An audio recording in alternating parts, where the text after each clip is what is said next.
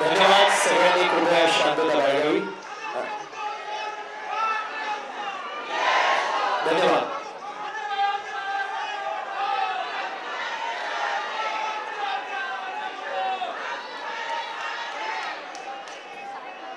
जमलेल्या माझ्या तमाम हिंदू बांधवांनो, भगिनी आणि माता,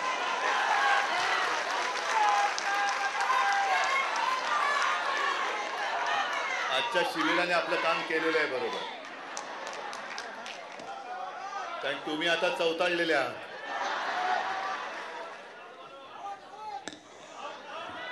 आवाज येतोय ना? आपला आवाज दिल्लीच्या कानाचे पडदे फाडून टाकणार आहे. पहिल्या प्रथम मी दोन्ही राऊत बंधू संजय, सुनील, नंतर आपले रमेश आहेत, सुरेश आहेत आणि तुम्हा सर्व शिवसैनिकांना मनापासून धन्यवाद देतोय. दिशा कोणती कल्पना नाही, पण पाऊल पुढे टाकण्याची हिंमत तुम्ही दाखवली. आणि साहजिकच आहे, शिवसेना प्रमुखांच्या तालमीत आपण सगळे तयार झालो आहोत. शिवसेना प्रमुख नेहमी म्हणायचे, मी म्हणेन ती पूर्व. आणि त्याच दिशेने आपण केवळ आपल्यालाच नाही तर आपल्या राज्याला आणि देशाला न्यायचंय. अनेक चांगले विषय आजच्या दिवसभराच्या शिबिरात झालेत आणि शिबिरे असंच असलं पाहिजे. प्रत्येकाला कळलं पाहिजे की मी काय करायचं. कारण जाहीर सभेतली भाषणं असतात, उत्साह असतो, जोश असतो, पण नेमकं करायचं काय हे सांगितलं गेलं पाहिजे. आणि त्याच्यावरती भरपूर मार्गदर्शन झालेलं आहे. तुम्हाला सगळ्यांना सुद्धा धन्यवाद देतोय. स्कोर किती झाला कोणालाच माहिती नाहीये. आपल्याला स्कोरची चिंता नाही, आपल्या विरोधकांची दांडी उडवायची. आणि ही मॅच म्हणजे सहज या मॅचच्या निमित्ताने आठवलं म्हणून बोलतोय. दुबईमध्ये सुरू आहे.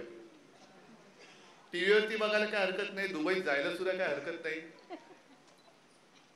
पण ह्याच्या आधीची मॅच जी झाली हिंदुस्थान पाकिस्तान, ती दुबईमध्येच झाली. आणि ती मॅच बघायला इकडनं काही तथाकथित बाळासाहेबांचे विचार मानणाऱ्यांची कार्टी गेली होती. निर्लज्जपणाने फोटो सुद्धा टाकलेले त्यांच्या इंस्टाग्रामवरती आहे. मला वाटतं अनुराग ठाकूर त्या पाकिस्तानी खेळाडूच्या बाजूला बसले. त्याच्यानंतर आपल्या महान घराणेशाही अजिबात नाही, पण अगदी डॉन ब्रॅडमनला ज्यांनी शिकवलं, सुनील गावस्करना शिकवलं, विराट कोहलीना शिकवलं, ते सन्माननीय जय शहा हे सुद्धा मॅच बघायला गेले होते. आता हा माझा पुढचा प्रश्न तुम्हाला आहे, हेच जर का जयशहाच्या जागी उद्धव ठाकरे असता किंवा आदित्य ठाकरे असता तर यांची नरकात गेलेली सगळी पितरं वरती येऊन थैताट घातलं असतं. बरोबर ना? कारण स्वर्गात पुण्यात्मे असतात ते स्वर्गात जातात, यांचे कुठे पुण्यात गेले. पण एक फेक नॅरेटिव्ह जो हा विषय ना तो हाच आहे. नेमकं आपण कोणत्या दिशेने चाललोय हेच कोणाला कळत नाहीये. आणि म्हणून मी मगाशी संजय बोललो आणि ज्याचा तुम्ही उल्लेख केला की भाजपा हिंदुत्ववादी आहे हेच फेक नॅरेटिव्ह आहे. भाजपा देशप्रेमी आहे हेच फेक नॅरेटिव्ह आहे. कारण एका बाजूला हिंदुस्थान पाकिस्तान, जोपर्यंत पाकिस्तान आपल्या देशाबरोबर सरळ वागत नाही तोपर्यंत हिंदुस्थान पाकिस्तान बरोबर कोणतेही अगदी खेळाचे जरी असले तरी संबंध ठेवणार नाही हे बोलायचं. सुषमा स्वराज तेव्हा बोलत होत्या. हिंदुत्ववादी म्हटल्यानंतर ज्या बांगलादेशमध्ये हिंदूंचा अनन्वित छळ होतोय, आता तिथल्या बातम्या येणं बंद झाले. त्या बांगलादेश बरोबर क्रिकेटची मॅच खेळायची, पाकिस्तान बरोबर क्रिकेटची मॅच खेळायची आणि आम्हाला तुम्ही हिंदुत्व आणि देशप्रेम शिकवणार. दुर्दैव काय झाले की ज्यांचा स्वातंत्र्य लढ्याशी सुतराम संबंध नव्हता, आम्ही काल परवाच्या माझ्या भाषणात सुद्धा बोललेलो आहे, त्यांच्या हातामध्ये देशाची सूत्र गेलेत. कसं कळणार त्यांना स्वातंत्र्याचं महत्व? लढलेच नाही मुळामध्ये. म्हणजे यांचं कसं, म्हणजे एक 4 दिवसापूर्वी संजय सुनील आपल्या कार्यकर्त्यांचा एक व्हिडिओ मला दिसला. आजच्या शिबिराचा मेनू काय? वरण भात भाजी पोळी. अरे म्हटलं चिंतन शिबिर आहे की निर्धार शिबिर आहे? हे शिवसेनेच्या शिबिरामध्ये पोळी भाजी. आपण सेफ राहायचं. म्हणजे पु ल देशपांडेंनी जे काही लिहून ठेवले त्याच्यात एक मी वाचला तर पूर्ण काय आठवत नाही, पण त्यांनी असं सांगितलं की पूर्वीची जी काय मुंबई होती, पुलं मला वाटतं पार्ल्याला राहायची आणि पार्ल्याच्या त्यावेळेच्या गल्ल्या बैठे काही बंगले आणि कदाचित ते 62 सालचं वगैरे असं युद्ध सुरू होतं. आणि पुलंनी असं लिहिलंय की नाटकाची तालीम संपवून आम्ही एक 2-5 मित्र गप्पा मारत घरी परतत होतो. काळोख्या गल्ल्या होत्या आणि त्या काळोख्या गल्लीतनं अचानक एक आवाज आला, थांबा.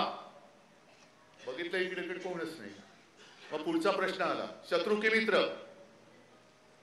तर आम्ही 1 सेकंद थांबलो आणि सांगितलं शत्रू. मग पुढचा आला एक 2 सेकंदांनी, ठीक आहे मग जा. तर म्हणाल ते कोण होते? हे तथाकथित काठ्या घेऊन गच्चीमध्ये देशाचं रक्षण करणारे तथाकथित हिंदुत्ववादी होते. म्हणजे कोण? RSS वाले. हे गच्चीतल्या गच्चीत काठे घेऊन बसतात. कापडे वाळत घालायला ठीक आहे हो. पाकिस्तान बरोबर युद्ध करताना स्वतःच्या गच्चीतनं लाठ्या काठ्या घेऊन देशाचं रक्षण आणि देशप्रेम शिकवणारी ही लोक आज देश चालवत आहेत. हे फेक नरेटिव्ह नाही तर दुसरं काय? मला काही जणांनी प्रश्न विचारला, काही म्हणजे कोण हे गद्दार? जाऊन तिकडे दाढी बुडवून आले आणि म्हणे उद्धव ठाकरे गेले नाहीत. अरे मी ठरवलं होतं, कारण का बाकीचं सगळं ठीक आहे, पण आम्ही मोहनराव भागवतांचे फॉलोअर आहोत ना रे. आणि आपण ठरवलं होतं की नाही? मी तुम्हाला सांगितलं होतं की नाही की मोहन भागवत गेले की आपण त्यांच्या पाठोपाठ जाऊन ते मारतील तिथे डुबकी मारायची. पण तेच नाही गेले तर मी कसं जाणार? मी नाही गेलो तुम्ही कसं जाणार? स्वतः लोका सांगे ब्रह्मज्ञान, स्वतः कोरडे पाषाण, हे ठणठणीत, आणि लोकांना सांगते डुबक्या मारा. हे असं यांचं सगळं फाकड तत्वज्ञान आहे. ज्याप्रमाणे यांचा स्वातंत्र्य लढ्याशी, देशाच्या स्वातंत्र्य लढ्याशी काही संबंध नव्हता, तसाच यांचा महाराष्ट्राच्या लढ्याशी सुद्धा सुतराम संबंध नव्हता. आणि ही गोष्ट 400-500 वर्षापूर्वीची नाही, आत्ताच्या 60-65 वर्षापूर्वीची आहे. जे परवा येऊन गेले ना इकडे, अनाजी पंत जोशी घाटकोपरमध्ये बडबडून गेले. घाटकोपरची भाषा ही गुजराती आहे. अहो तुमच्या बापांनी नाही दिली आम्हाला मुंबई मराठी माणसांनी लढून बलिदान करून मिळवलेली आहे. त्याच्यामुळे आम्हाला शिकवायला जाऊ नका. त्यावेळेला संयुक्त महाराष्ट्र जागा वाटपावरनं फोडणारी ही अवलाद जनसंघाची, हिला ना मुंबईबद्दल, मराठी भाषेबद्दल काही प्रेम आहे, ना देशाबद्दल काही प्रेम आहे. आता अधिवेशन सुरू आहे. देवेंद्र फडणवीस काल परवाकडे बोलले, काय कशाचा काय संबंध? कामाला स्थगिती द्यायला मी काय उद्धव ठाकरे आहे का? अहो तुम्ही उद्धव ठाकरे होऊच शकत नाही. हेच तर तुमचं दुःख आहे. कारण नुसतं माझ्या राज्याचं नुकसान होऊन मालकाच्या मित्राच्या खिसे भरणाऱ्या कामांना नुसती स्थगिती नाही तर ठामपणे नकार दिला तिकडे उद्धव ठाकरे पाहिजे. ते देवेंद्र फडणवीस सारख्या येण्यागावळचं काम नाही येते. आणि देवेंद्रजी तुम्हाला उद्धव ठाकरे व्हायचं असेल तर उद्या अर्थसंकल्प जाहीर होतोय.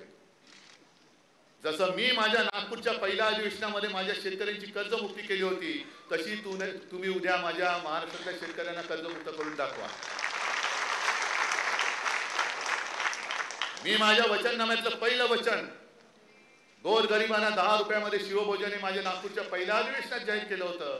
तुम्ही माझ्या महाराष्ट्रातल्या माता भगिनींना 2100 रुपये उद्याच्या अर्थसंकल्पात जाहीर करून दाखवा आणि मग माझ्याशी बरोबरी करा. मी कोणत्या कामाला स्थगिती दिली होती? जरूर दिली होती.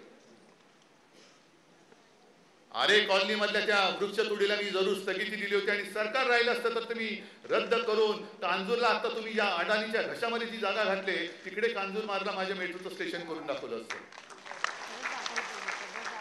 पण सगळं काही उचलून तुम्ही गुजरातला पळवून नेताय. तुमचे मालक तिकडे बसलेत. आमचं गुजरात्यांबद्दल काही भांडण नाहीये. पण ही लोक येऊन आता तो जो काही फाशिक प्रांतवाद करतायत, म्हणजे देशाला स्वातंत्र्य मिळाल्यानंतर भाषावर प्रांतरचना झाली. गुजराती लोकांना गुजरात मिळालं, त्यांना त्यांची राजधानी मिळाली. उत्तर प्रदेशमध्ये तसाच मध्य प्रदेश तयार झाला, उत्तर प्रदेश तयार झाला, बिहार झाला, सगळे प्रदेश तयार झाले. त्यांना त्यांची भाषा आणि त्यांची राजधानी मिळाली. मराठी माणूस म्हटल्यानंतर मराठी माणसाला कोणी किंमतच देत नाही. मराठी काय करेल मराठी? आणि असे गद्दार आहेत. मराठी माणूसच मराठी माणसाचा घात करतो. म्हणून ती जी काय खेकड्याची गोष्ट आहे की इतर सगळ्या माशांच्या टोपलीवरती कवर टाकतात, पण खेकड्याच्या टोपलीवरती नाही का? कारण तेच एकमेकांचे पाय खेचतात. तसंच दुर्दैवाने आपली झालेली. कधीतरी आपण ह्या आपली जी काय प्रवृत्ती आहे ती तोडून आपण सगळ्यांच्या पुढे जाऊ शकणार आहोत की नाही, हे या शिबिरात काही ठरवणार असाल तर तुम्ही निर्धार करा. किती दिवस बसायचंय? हिंदुत्व आहेच ना. पण शिवसेना प्रमुखांनी जे सांगितलं होतं की मी महाराष्ट्रामध्ये मराठी आहे आणि देशामध्ये मी हिंदू आहे, असे मी गुजरातमध्ये गुजराती आहे पण देशामध्ये मी हिंदू आहे, बिहारमध्ये बिहारी आहे पण देशामध्ये मी हिंदू आहे, ही आमची हिंदुत्वाची व्याख्या आहे. आज संपूर्णपणे तुम्ही नासून टाकताय. हिंदुत्व जय श्रीराम. अहो जय श्रीराम आम्ही सुद्धा म्हणतो, पण आम्हाला भाजपा मुक्त राम पाहिजे. हा राम तुम्ही तुमचा त्याच्यावरती शिक्का उमटू शकत नाही. राम आमचा सुद्धा आहे. आणि म्हणूनच मी माझ्या शिवसेनेच्या वचननाम्यामध्ये जे वचन दिलं होतं पुन्हा मी करणारच. राज्य तर आपण आणणारच. हे असं तसं नाही मी सोडणार आहे ना. असं तसं सोडणार नाही. आपलं सरकार आल्यानंतर प्रत्येक जिल्ह्यात मी आपल्या दैवताचं छत्रपती शिवाजी महाराजांचं मंदिर उभारून दाखवणारच. आम्ही जय श्रीराम बोलोच, पण त्यांना तुम्हाला सुद्धा भाजपवाल्यानो जय शिवराय जय शिवाजी जय भावनी बोलायला लावलंच पाहिजे आणि ते तुम्हाला आम्ही लावूच. जर तुम्हाला कोणी बोलला जय श्रीराम ठीक आहे, जय श्रीराम, पण जय शिवाजी जय भावनी पण बोल, तोपर्यंत त्याला सोडू नका त्याला. तुम्ही आता आम्हाला दैवतावरून भांडणं लावायला निघाला. आजपर्यंत या मुंबईमध्ये जेवढी संकट आली, नैसर्गिक आपत्ती असेल, अतिरेक्यांचा हल्ला असेल, स्वतःच्या प्राणांची पर्वा न करता त्या संकटात उडी मारून जीव वाचवणारा माझा शिवसैनिक आहे. गोमूत्राची बाटली हलवणारा आरएसएसचा किंवा भाजपचा कार्यकर्ता नाहीये. हे जे शिवसेना प्रमुखांचं मगाशी भाषण दाखवलं ना, ते आग आपल्या का पाहिजे? परत शिवसेना प्रमुखांचं भाषण तुम्हाला दिलं ना तुम्हाला त्यांनी. अरे संपूर्ण आयुष्य त्यांनी उधळून टाकलं आपल्यावरती. काय आपण आपल्याला त्यांची काय जडणघडण केली ती काय अशीच नुसते काय मातीचे गोळे बनवायला नाही केली. जो महाराष्ट्र आपण म्हणतो दगडांचा देश आहे, होय आम्ही आहोत, दगड आहोत. आणि माझे आजोबाजे बोलायचे की देव काय, शेंदूर फासला तर दगडाला शेंदूर फासलं तर देव, नाही तर तो धोंडा आहे. आम्ही धोंडे आहोतच. जो कोणी आमच्या महाराष्ट्राच्या मुळावर येईल त्याचा कपाळ मोक्ष करण्याची ताकद आमच्या या सगळ्या मराठी मनामध्ये आहे. आणि मग अशा वेळेला त्यांच्या काय कवितेच्या ओळी आहेत, माझ्या मना बन दगड बनवून आपण यांना सामोरं गेलं पाहिजे. हे सगळे आपल्याला पिळवटून टाकतायत. अगदी म्हणजे त्यांची ज्या दिशेने वाटचाल सुरू आहे. आता संजय तुम्ही जे सांगितलं, जसं पुतिन जिंकला, हिटलर सुद्धा जिंकला होता. हिटलरचा जर का तुम्ही इतिहास पाहिला तर हिटलरला सुद्धा 90%, 95%, 97% मतं मिळाली होती. पुतिनला सुद्धा आता अलीकडच्या काळामध्ये बहुमत मिळालेलं आहे. आणि तसंच ह्यांना बहुमत मिळतंय. हे बहुमत खरं मत नाहीये. ही सगळी लांडी लबाडी करून मिळवलेली सत्ता आहे. जर कोणी अगदी आहेत ना, मी तुम्हाला मगाशी संबोधित करताना हिंदू बांधवांनो, भगिनींनो आणि मातांनो म्हणालो, पण इकडे काही मुस्लिम असतील, काही ख्रिश्चन असतील, पण ते काय आपल्यासोबत आले ज्यांना आपलं हिंदुत्व मान्य आहे, कारण आपलं हिंदुत्व हे देशप्रेमाशी निगडीत आहे. ते ज्यांना मान्य आहे, तो मुस्लिम असला तरी आमचा आहे, मी जाहीर सांगतो.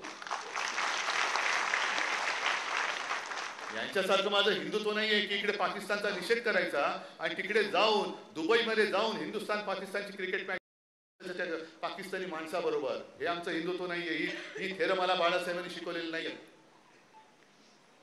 एका बाजूला 56 इंचाची छाती, हे सुद्धा फेक नॅरेटिव्ह, आणि तिकडे जाऊन नवाज शरीफच्या वाढदिवसाचा केक खाऊन यायचा. काय जर हिंदू म्हणून किंवा आमच्या महाराष्ट्रासाठी, मराठी माणसासाठी, देशासाठी जर सोबत येत असतील तर भाजपच्या पोटात का दुखावं? काल परवाकडे जे साहित्य संमेलन झालं त्याच्यामध्ये महाराष्ट्र गीत त्या शमीमा अख्तर ना, काश्मीरी मुस्लिम, तिने गायलं. आणि या भैयाजी जोशींसारख्या माणसाला कळणार नाही. संयुक्त महाराष्ट्राचा जो लढा पेटला होता त्याच्यामध्ये जे आघाडीवरती होते त्याच्यात एक होता शाहीर अमर शेख. होय, होता जन्माने मुसलमान होता. आमच्या घरी यायचं, आम्ही अनेकदा सांगितलेलं आहे.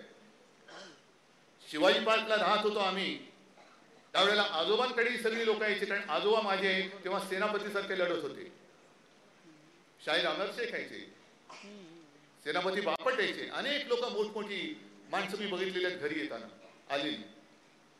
आणि शाहीर अमर शेख आज सुद्धा मला आठवतात. पण या शाहीर अमर शेखने ज्या वेळेला दिल्लीमध्ये मराठी माणसाने आंदोलन केलं होतं तेव्हा त्यांचा डब घेऊन सगळ्यात आघाडीवरती होता. जागा मराठा आम जमाना बदलेगा. जागा मराठा बोलणारा अमर शेख असेल जातीने, जन्माने मुसलमान असेल, पण तो आमचा होता. कारण तो संयुक्त महाराष्ट्रासाठी लढला होता. तो काही जनसंघीय नव्हता, शेपूट घालून बसलेला आणि सगळं मिळाल्यानंतर तो तोडफोड करून राज्य बळकवणारा तसा अमर शेख नव्हता. साबिर शेख सुद्धा होता ना, अमर शेखची आठवण करताना साबिर शेख होता. पण आमच्या सोबत जर का आले मुस्लिम तर वोट जिहाद. आणि मोहन भागवत मशिदीत जातात. उद्धव ठाकरे गेलेले नाही अजून, पण गेला तर परत त्यांची नरकातली सगळी पित्रवरती येतील. मोदी म्हणतात की लहान असताना त्यांच्या घरी ईद आजूबाजूला साजरा व्हायचा, सगळे मुस्लिम जे काय होते त्यांच्या घरनं जेवण यायचं. आता यांच्यासाठी खास बटाट्याची भाजी आणि पुरी बनवून द्यायची, त्याला आपण काय करायचं? असू शकेल ना, आपण कसं सांगणार? आणि मग ते ताजिया खाल्लं जायचे, तरी तुम्ही हिंदू. आणि केवळ मुसलमानांनी शिवसेनेला मत दिलं, उद्धव ठाकरेला मत दिलं, कारण करोना काळामध्ये आपण केलेलं काम. पण आम्ही लगेच हिंदुत्व सोडलं. हे जे काय फेक नॅरेटिव्ह आहे. आणि म्हणून मला अनेकदा जे बोलतात काही लोक की हिटलर हिटलर हिटलर आहे, साम्य बरंच आहे. हिटलरचं सुद्धा असं म्हणतात की 4 पातळीवरती त्याचं काम चालायचं. म्हणजे आता जे काय आपले प्रवक्ते वगैरे असतात ना, तेव्हा चॅनल वगैरे नव्हती, पण तेव्हा जे चालायचं, एक म्हणजे स्वतःची बाजू मांडणं, हे का काही प्रवक्त्यांचं काम. दुसऱ्यावरती आरोप करणं. तिसरं विरोधाने केलेल्या आरोपांना उत्तर देणं. आणि चौथं ते फक्त अफवा पसरवणं. आहे साम्य दिसते की नाही? आता जे काय यांचं चाललेलं आहे ह्याच्यामध्ये आणि त्याच्यामध्ये साम्य दिसते की नाही दिसत?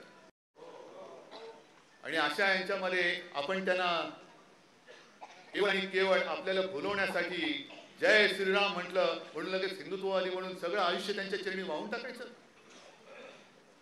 आज हे करू तर काहीच शकत नाहीये. आज मुंबईला जे खतम करायला निघाले, मुंबईचं महत्व मारायला निघाले, महाराष्ट्राची अस्मिता तुडवतायत पायदळी. आणि हाच धोका आहे. 1 नेशन 1 इलेक्शन. यांना सगळं 1-1-1 एकाधिकारशाही पाहिजे. सगळे एक. आपल्याला सुद्धा बरं वाटलेलं आधी, एक विधान एक निशान एक प्रधान. हो बाबा पाहिजे, बरोबर. पण विधान म्हणजे यांचं जे काय होतं भुरसटलेल्या हिंदुत्वाचे विचार, ते आम्हाला मान्य नाही. डॉक्टर बाबासाहेब आंबेडकरांनी लिहिलेलं संविधान तेच आम्ही मानणार. एक निशाण म्हणजे तुमचं फडकं नव्हे तर आमचा डौलाने फडकणारा तिरंगा हे आमचं निशाण आहे. आणि एक प्रधान म्हणजे ईव्हीएम आणि बोगस मतदानाने निवडून आलेला नाही तर लोकशाहीच्या माध्यमातून निवडून आलेला आमचा पंतप्रधान हे आम्हाला मान्य आहे. आणि तसंच ते आता जसं कमल हसन म्हणाला यांना इंडिया नाही हिंदिया करायचंय, परत तिकडे मारामारी लावायच्या. आणि हे जेव्हा मी वाचलं तेव्हा माझ्याकडे रोज कोण ना कोणतरी येत असतं. बिहारची काही लोक आली होती, त्यांना मी विचारलं ते साधी सच आहे.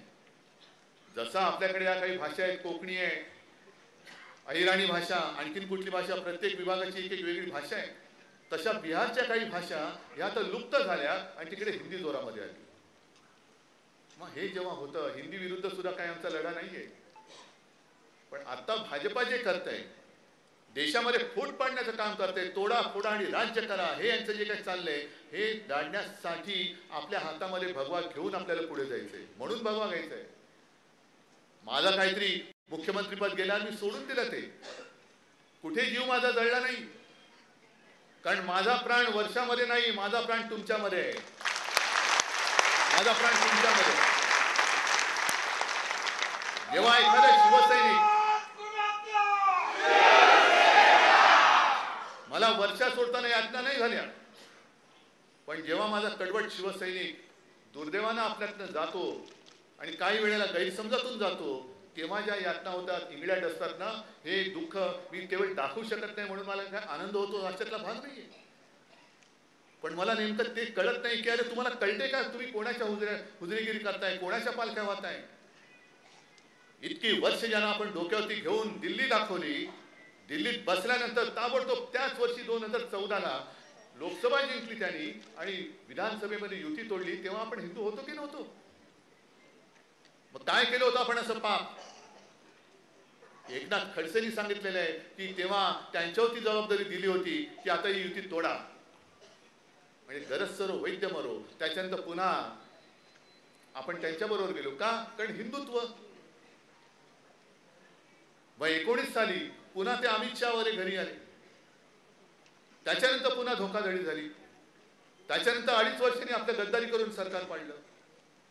पण आज सुद्धा तुमच्यासारखे अनेक कट्टर कडवट शिवसैनिक, मी काय दिले तुम्हाला, काही देऊ शकत नाही. आज माझ्याकडे काय आहे हे तुम्हाला माहिती आहे, मलाही माहिती आहे की मी काही देऊ शकत नाही. उद्याचं उद्या, पण आता तरी हातात काय आहे, काहीच नाहीये माझ्या हातामध्ये. तरी सुद्धा तुम्ही माझ्या सोबत राहिला, तरी सुद्धा सोबत राहिला. आणि केवळ हे माझं काही कौतुक नाहीये, हे हिंदू हृदय सम्राट शिवसेना प्रमुखांनी जे काही त्यांची पुण्याई उभी केलेली आहे त्याचं हे सगळं चित्र आहे. मी कोण आहे, मी कोणीच नाहीये. आणि म्हणून मी अभिमानाने पुढे चाललेलो आहे. निवडणूक आयोगाने आपल्यावरती अन्याय केलेला आहे. सुप्रीम कोर्टाचा निकाल अजून लागत नाहीये. एक एक एक एक एक एक न्यायमूर्ती येत आहेत आणि जात आहेत, येत आहेत आणि जात आहेत. पुढच्या वर्षी लवकर या, तसे पुन्हा जात आहेत. 50 वर्ष 70 वर्ष आमच्या केसला आता 75 वर्ष झाली. त्याचा आम्ही आता अमृत महोत्सव करतोय, रौप्य महोत्सव करतोय, सुवर्ण महोत्सव. का अहो केस केले माहित नाही तुम्हाला, 100 वर्ष झाली आमच्या केसला, निकालच लागत नाही अजून. ही असली लोकशाही घेऊन आपण पुढे जातो आहोत. आणि तरी सुद्धा मी ठाम उभा आहे हातामध्ये मशाल घेऊन.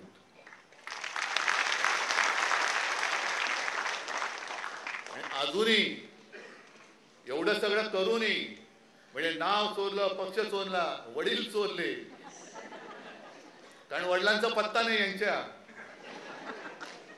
कारण आयुष्यात कधी काही केलं नाही. मग शिवाजी महाराज आमचे, संभाजी महाराज, अरे आता तो पिक्चर आलाय छावा, काय भाजपवाल्यांचं काय कर्तृत्व त्याच्यात, काय केलं काय तुम्ही. हा, जशी इतर लोक बघतायत पिक्चर तसं तुम्ही पिक्चर बघताय. हा, अनाजी पंथांचं काय बघायचं असेल म्हणून जात असाल तर जरूर जा, की बरोबर त्यांची परंपरा चालवतोय की नाही, भगव्याला डाग लावतोय की नाही, भगव्यात फूट पाडतोय की नाही. म्हणून मी या गद्दारांना सांगतोय की जसं मी माझ्या वडिलांचं नाव अभिमानाने लावतोय शिवसेना उद्धव बाळासाहेब ठाकरे, तसं गद्दारांनी शिवसेना अमित शहा म्हणून लावावं. आता शिवसेना अदानी म्हणून लावावं, कारण त्यांच्यासाठी काम चाललेलं आहे. ही केवळ आपण जिंकण्याची लढाई नाहीये, तर कशावरती विजय मिळवायचा हे पहिले ठरवा. निवडणुका येतात आणि जातात, विजय होतो, पराभव होतो, परत विजय होतो. अगदी आजच्या शिबिराने मला 2000 साली अमरावतीला जे शिबिर घेतलं होतं त्याची आठवण झाली. कारण 99 साली आपल्याला वाटलं होतं आपण जिंकणार, 95 साली सरकार आलेलं, 99ला तर नक्की येणार, पण नाही आलं सरकार. सगळं चिडीचूप, कसं झालं. आपल्याला हा एक थोडासा नाही म्हटलं तरी प्रॉब्लेम आहे. आपण जोशात असतो, पण जरा कुठे खुट झालं की सगळा जोश जातो आणि अरे काय झालं, काय संपत नाही हो. पाऊस पडत असतो, मध्ये दुष्काळ येत असतो, पुन्हा पाऊस येतो, पुन्हा कोंब येतात. तशी माझी शिवसेना आहे, वाटत असेल कोणाला दुष्काळ, पण बीज पेरली गेलेली आहे. ती त्या बीजापर्यंत, त्या मुळापर्यंत कोणी पोहोचू शकत नाही.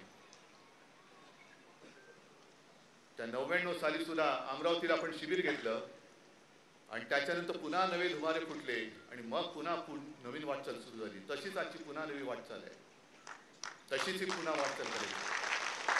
फक्त तुम्हाला सगळ्यांना एक ठरवावं लागेल. आज तुम्ही जिद्दीने इकडे आलेला आहात. संजय, मगाशी तुम्ही जे बोललात ते खरं आहे. लोकसभा निवडणुकीमध्ये आपण त्यांचं अश्वमेधाचं गाढव अडवलं होतं, महाराष्ट्राने अडवलं. अभिमान वाटतो मला तुमचा. या ईशान्य मुंबईमधनं सुद्धा त्यांची मक्तेदारी आपण मोडून टाकली लोकसभेमध्ये. मला अभिमान आहे तुमचा. पण लोकसभा निवडणूक आणि विधानसभा निवडणुकीत एक नक्की मान्य केलं पाहिजे की आपण गाफील राहिलो. लोकसभेला आपल्याला जिंकायचंच आहे म्हणून लढलो, द्वेषाने लढलो. आणि ती महायुती लोकसभेला आपण जिंकणार, कारण मोदीजी आहेत. लोकसभेनंतर विधानसभा आली. मधल्या काळात हे सगळे घुसाघुसीचे प्रकार झाले मतदारांचे.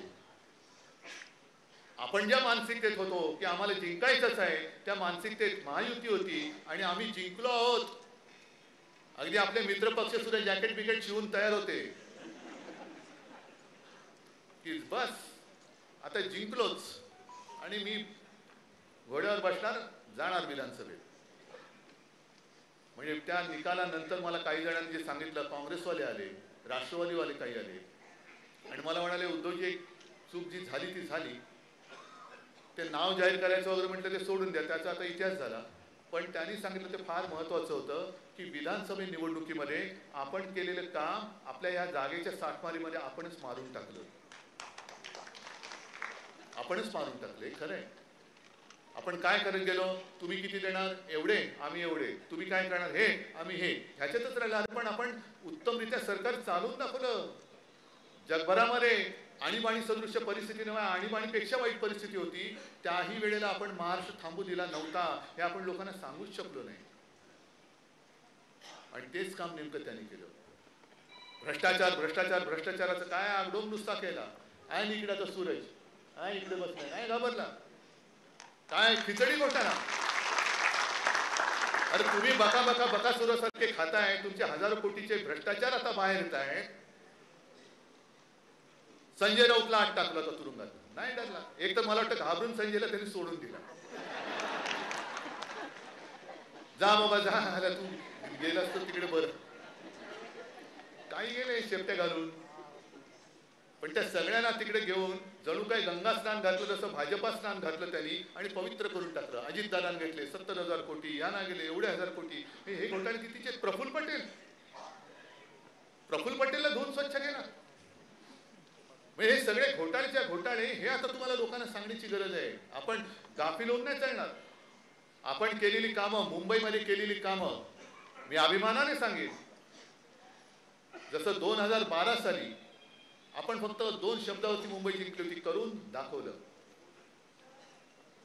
आता 2017ला पण तेच केलं. आणि हा जो कोस्टल रोड आहे, देवेंद्र फडणवीसला म्हणावं, हे तुमचं नाहीये, हे कर्तृत्व माझ्या शिवसेनेचं आहे. त्याचं भूमिपूजन मी केलेलं आहे.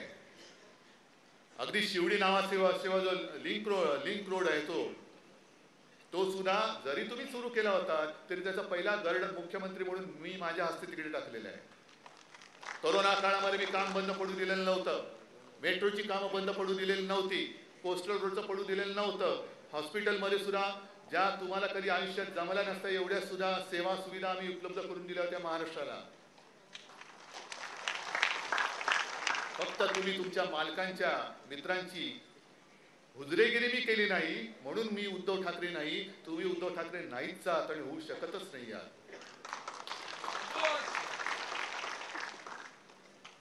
ही लढाई ही पक्षाची लढाई नाहीये, ही लढाई ही राजकीय लढाई नाहीये, ही लढाई आपल्या मातृभाषेच्या आणि माझ्या महाराष्ट्राच्या अस्मितेची आणि महाराष्ट्र धर्माच्या अस्तित्वाची लढाई आहे. आणि जसं समर्थ रामदास बोलले होते, मराठात हे तुका मिळवावा, महाराष्ट्र धर्म वाढवावा, तेच बरोबर शिवसेना प्रमुख 66 साली बोलले होते. 96 कुळी 92 कुळी, मराठा मराठेतर आहे ना ती सुरुवात, मराठा मराठेतर, 96 कुळी 92 कुळी, ब्राह्मण ब्राह्मणेतर, स्पृश्य अस्पृश्य, घाटी कोकणी, हे सर्व भेदाभेद गाडून मराठी माणसाची भक्कम एकजूट बांधा. आणि एकजूट बांधल्यानंतर निर्धार तर तुम्ही केलेलाच आहात, केलाय ना. मला तुमच्याकडनं एक शपथ पाहिजे, एक शपथ अशी की मुंबई महापालिकेची निवडणूक जेव्हा लागेल, कधी लावो, मी म्हणेन आत्ता घ्या. तुम्ही जिंकलायत ना, घ्या ना आत्ता. आम्ही नाही घाबरत, तुम्ही जिंकलेले का घाबरताय? आत्ता लावा, आम्ही तयार आहोत. पण तुम्ही सगळ्यांनी शपथ घ्यायची की निवडणुकीमध्ये बटेंगे नाही, कटेंगे नाही, फुटेंगे तर अजिबात नाही, बंडखोऱ्याच करायच्या नाहीत, चालणार नाहीत. कारण ही आपल्या आईच्या अस्तित्वाची लढाई आहे. आईशी बेईमानी करू नका, आईशी गद्दारी करू नका. कारण ज्या आईने आपल्याला जन्म दिला, ज्या आईने आपल्याला मोठं केलं, तिच्याशी गद्दारी करणारा कधीही तिचं नाव घ्यायला लायक नसतो. म्हणून आज जसं तुम्ही लढण्याचा निर्धार केलाय, तसं आज जसं एकजुटीने इकडे आलेला आहात, निवडणुकीत सुद्धा एकजुटीने आपण पक्ष म्हणून, संघटना म्हणून देईल तो उमेदवार मी निवडून आणल्याशिवाय राहणार नाही, हा एक निर्धार करा आणि कामाला लागा. जय हिंद, जय महाराष्ट्र. धन्यवाद साहेब. मी राष्ट्रगीतासाठी सर्वांना उद्धव ठाकरे यांनी एकनाथ शिंदे, देवेंद्र फडणवीस, त्याचबरोबर नरेंद्र मोदी